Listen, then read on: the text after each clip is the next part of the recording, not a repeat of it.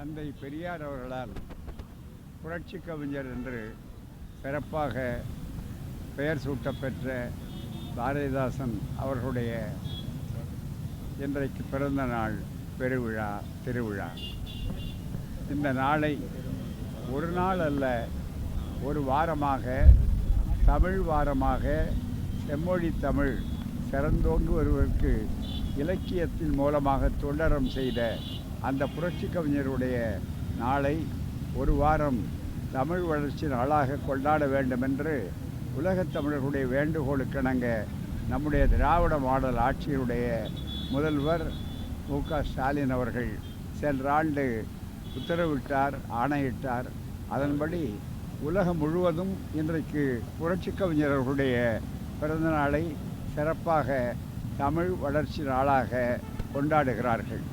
அதற்காக திராவிட மாடல் ஆட்சிக்கு நன்றி செலுத்துகிற நேரத்தில் புரட்சி கவிஞர் அவர்கள் சொன்ன கருத்து உலகம் தழாவிய ஒரு கருத்தாகும். போரிடும் புதியதோர் உலகு செய்வோம், கெட்ட போரிடும் உலகத்தை வேறொரு சாய்ப்போம் என்றார்.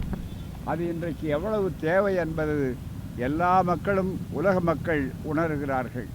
அதுபோலவே எல்லோருக்கும் எல்லாமும் இருப்பதான இடம் நோக்கி நடக்கட்டும் இந்த வையமன் சொன்னார். அதுபோல சமூக நீதி இன்றைக்கு எல்லோராலும் கோரப்படக்கூடிய, போராடக்கூடிய அளவிற்கு வந்திருக்கிறது. கவிஞர் கண்ட புது உலகத்தை அமைக்க நாம் சூழலைப்போம். போரினால் உலக மக்கள் அத்தனை பேரும் இன்றைக்கு அவதியை அனுபவித்து கொண்டிருக்கிறார்கள். அப்படிப்பட்ட போரில்லா புது உலகத்தை அமைப்பதற்கு சொன்ன புரட்சி கவிஞர் வாழ்க. தேர்தல் முடிவுகள் தெளிவாக இருக்கிறது.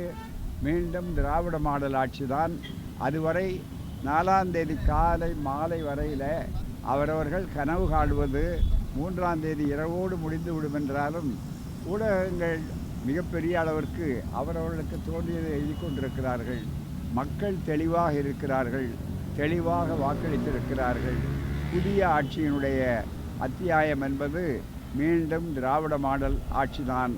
கோட்டை என்பது திராவிட மாடலுக்கு உரியதாகத்தான் இந்த முறையும் அமைய தவிர மற்றவர்கள் கட்டுவது மலக்கோட்டை. நன்றி. அவ்வளோதான்.